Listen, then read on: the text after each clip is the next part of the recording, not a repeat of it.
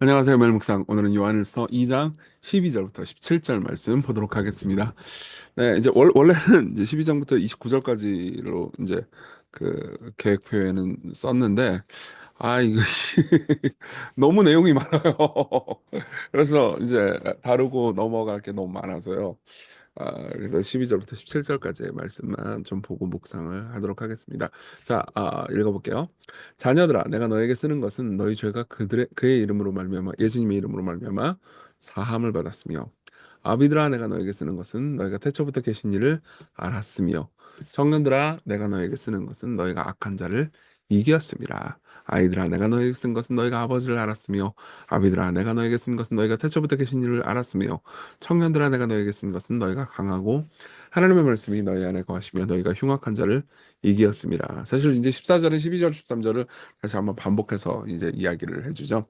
요한의 이제 주된 그런 설명 패턴 중에 하나는 반복입니다. 계속해서 중요한 내용을 조금씩 반복하면서 우리가 이해하기 쉽게 전달을 해주는 거죠. 근데도 불구하고 전달이 안 되는 분들이 계실 거예요.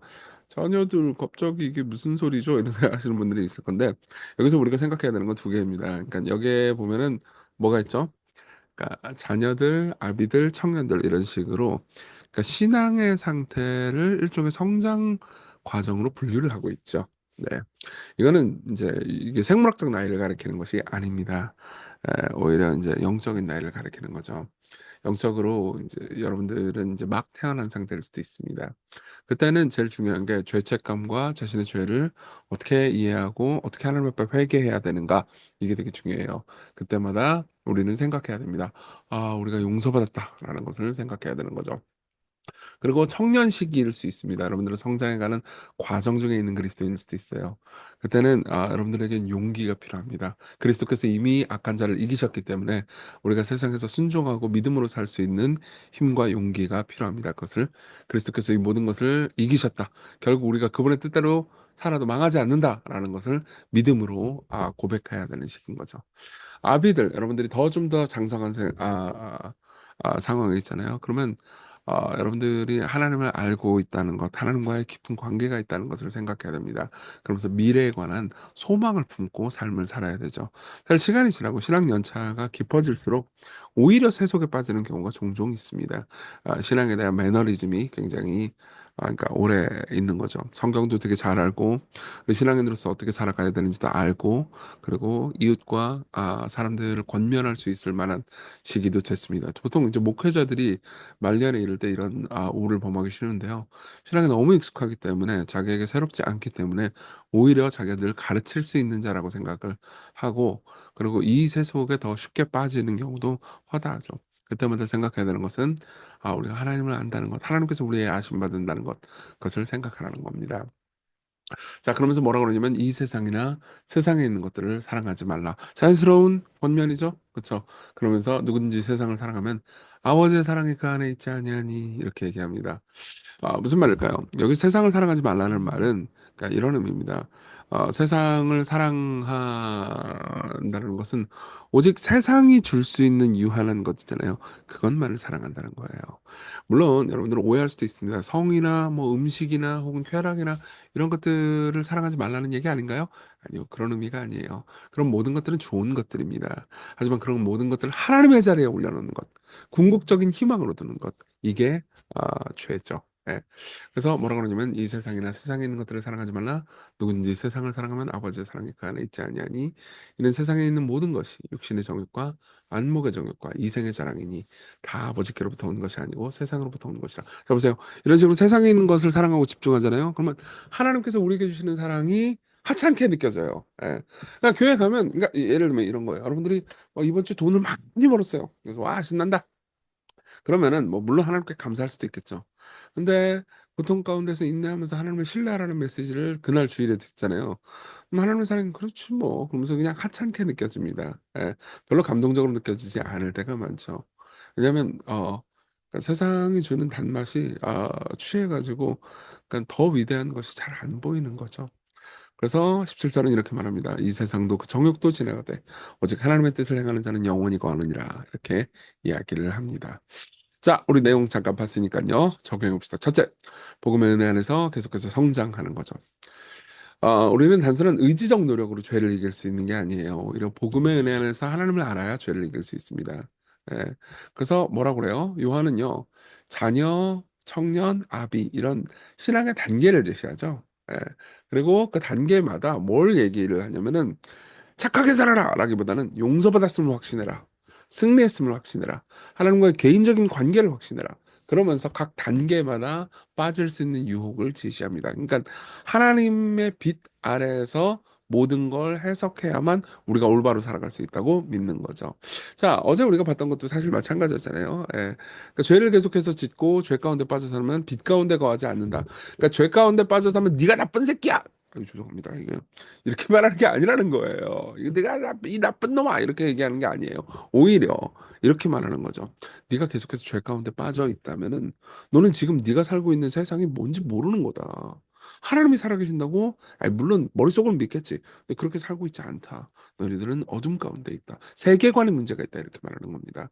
마찬가지로 계속해서 세계관을 말해주는 거예요.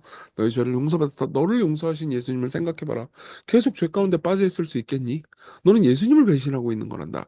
라고 말하면서 자신의 진정한 세계를 다시 한번 비춰보라고 말하는 거죠. 자, 그리고 두 번째로는 세상을 사랑하지 않는 겁니다.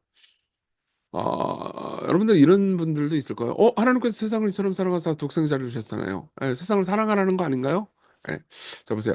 세상을 사랑한다라는 말과 세상을 사랑하지 말라는 말은요, 대비되는, 반대되는 말이 아니에요. 오히려 이 두 문장을 깊이 조화롭게 생각함으로써 우리가 어떻게 살아가야 되는지 알 수 있어요. 세상을 사랑하지 말라라고 말할 때 세상을 사랑하는 것은 부정적으로는 이 세상에 지나가 버린 것을 영원한 것처럼 인식하고 살아가는 것을 의미합니다. 예.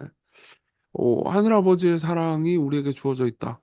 이거는 그렇게 중요하게 생각하지 않죠. 그러니까 하나님의 사랑을 받을 수가 없게 되는 거예요. 예. 그럼 보세요. 세상을 사랑하지 않는 방법은 유일한 방법은 뭘까요? 세상이 줄 수 있는 것보다 훨씬 더 위대한 것을 갈망하고 바랄 때 세상이 줄 수 있는 것을 하찮게 여기겠죠. 예. 여기 보면은 육신의 정욕, 그쵸? 여기 보면은 육신의 정욕과 안목의 정욕과 이생의 자랑을 말하잖아요. 여기에 대해서 많은 이야기를 할 수 있지만 육신의 정욕은 우리가 일반적으로 가지고 있는 쾌락적인 욕망들입니다. 이거를 성경이 마냥 금하는 게 아니에요. 오히려 이렇게 얘기하는 거죠. 더 위대한 쾌락이 있습니다. 예, 그리스도와 더불어서 나누는 영원한 쾌락, 우리가 부활하고 나누는 쾌락이 있습니다. 안목의 정욕, 아름다움을 추구하는 거죠. 예, 우리는 종종 아름다움을 추구하다가 내면의 아름다움을 못 보는 경우가 많잖아요. 예, 근데 더 아름다운 위대함이 있습니다. 우리가 부활하면 더 아름다워질 겁니다. 라고 말하는 거죠. 이생의 자랑, 세상에서 높여주고 그리고 세상에서 명예롭게 하면 우리는 그걸 따라가잖아요. 네, 그렇지 않고 그리스도 안에서 우리를 하나님께서 예수님만큼 높이셨습니다를 여러분들이 사랑하잖아요. 그럼 세상에서 여러분들을 높여주는 것을 그다지 신경 쓰지 않게 되겠죠. 그러니까 우리를 사랑하셔서 독생자를 주신 하나님을 사랑하잖아요. 그럼 세상을 안 사랑하게 돼 있습니다. 예, 우리 이걸 생각하면서 같이 기도합시다. 복음의 은혜 안에서 우리가 성장하게 해달라고 죄인임을 우리가 깨닫지만 늘 하나님을 사랑 안에서 살게 해달라고 기도합시다. 그리고 세상을 오늘 사랑하지 않게 해달라고 하나님이 세상을 사랑하신 것처럼 세상을 사랑하되 유한한 세상의 전부인 것처럼 세상을 사랑하지는 않게 해달라고 우리 같이 기도합시다.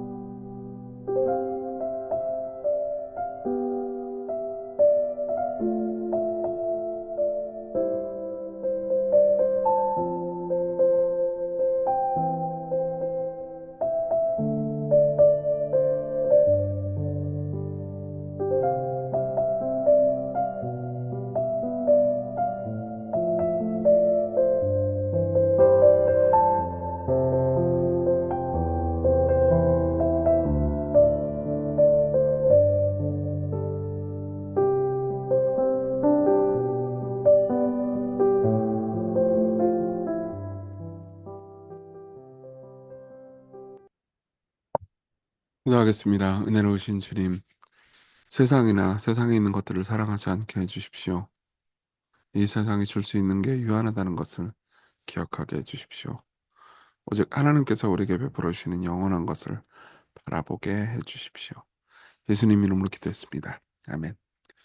네, 하나님의 은혜 안에서 오늘 기쁜 하루